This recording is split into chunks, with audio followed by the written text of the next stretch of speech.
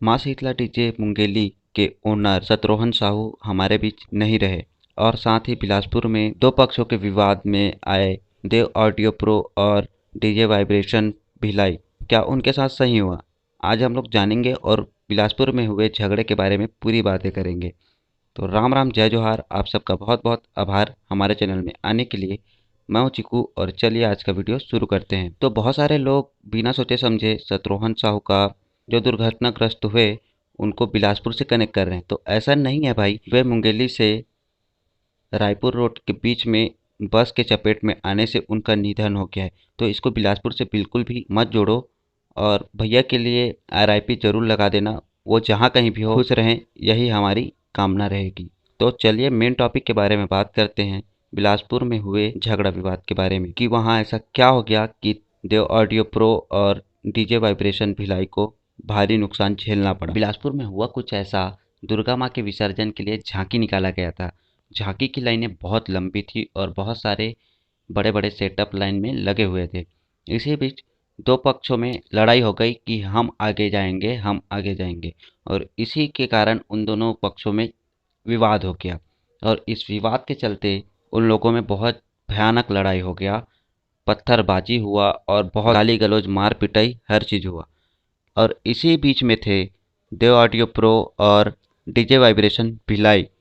तो इनकी क्या गलती थी? इनकी कोई गलती नहीं थी भाई, बस गलती इतनी थी कि ये डीजे वाले हैं और डीजे वालों के साथ कभी देखा नहीं कि कोई अच्छा व्यवहार करे, हमेशा उनके साथ दुर्व्यवहार ही होता है।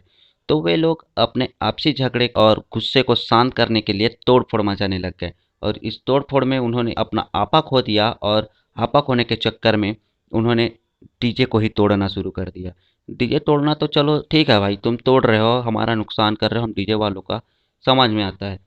ये इतने निर्लज्ज प्रकार के लोग हैं कि जिस गाड़ी में माता को विसर्जन के लिए ले जाया जा रहा था, उन गाड़ियों को उन गाड़ियों के साथ भी तोड़-फोड़ किया गया और यहाँ तक कि माता की मूर्ति को भी तोड़ा गया। तो ये हिंदू धर्म के लिए बहुत ही शर्म की बात है कि अभी हाल ही में कवर्धा में बहुत कुछ हिंदू धर्म के लिए किया जा रहा है, उन्हें फिर से जागरूक किया जा रहा है और ऐसे में बिलासपुर में इस तरीके का व्यवहार देखा जाए, ये अपने आप में शर्मनाक बात है। तो इस बीच में देवराध्या के साथ साथ राज लाइट कांकेर और डीजे वाइब्रेशन भिलाई के साथ पीएस लाइट भिलाई को बहुत भारी नुकसान झेलना पड़ा। इनकी कोई गलती नहीं थी, फिर भी इन्हें बहुत कुछ झेलना पड़ा। अब यहाँ पे सवाल उठता है कि क्या इंसानियत मर चुकी है? तो मैं कहूँगा हाँ भाई, मर चुकी है। आपसी रंजिश के चलते आप दूसरों का नुकसान करो, ये अच्छी बात नहीं है। आप आपस में लड़ो मरो कटो, ये जहाँ तक है सही है, लेकिन आप दूसरों का नुकसान करके अपना गुस्सा शांत करने का कोशिश करते हो तो ये अच्छी बात नहीं है, शर्मनाक बात है।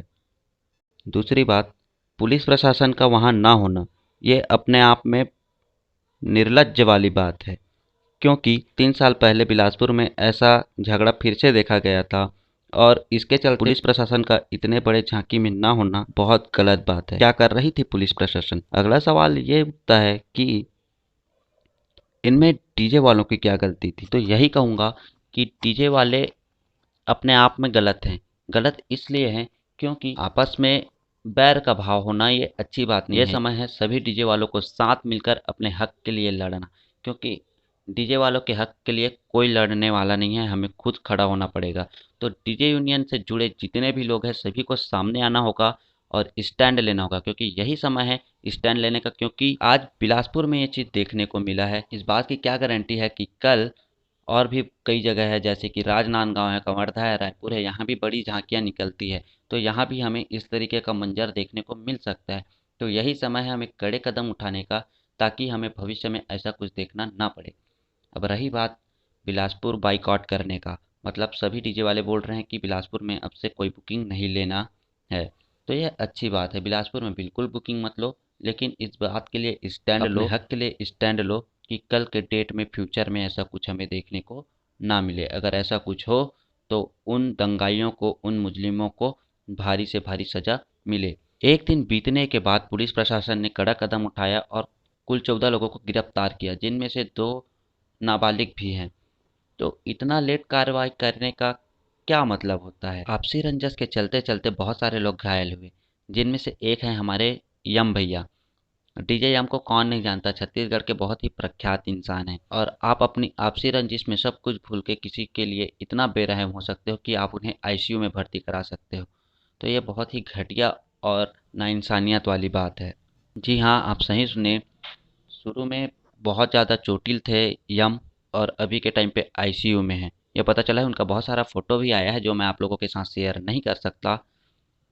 तो यही समय है भाई, मैं बस इतना ही कहूँगा कि आप सब डीजे वाले एकजुट होकर, पूरा डीजे यूनियन के जितने भी सदस्य हैं सब एकजुट होकर अपने लिए स्टैंड लो और कड़ी से कड़ी कार्रवाई करो, ताकि कल के डेट में ऐसा कुछ देखने को ना मिले। और इस चीज़ के बारे में आप क्या सोचते हो, मुझे अपना राय कमेंट में ज़रूर बताना। मिलते हैं अगले वीडियो में, तब तक के लिए धन्यवाद।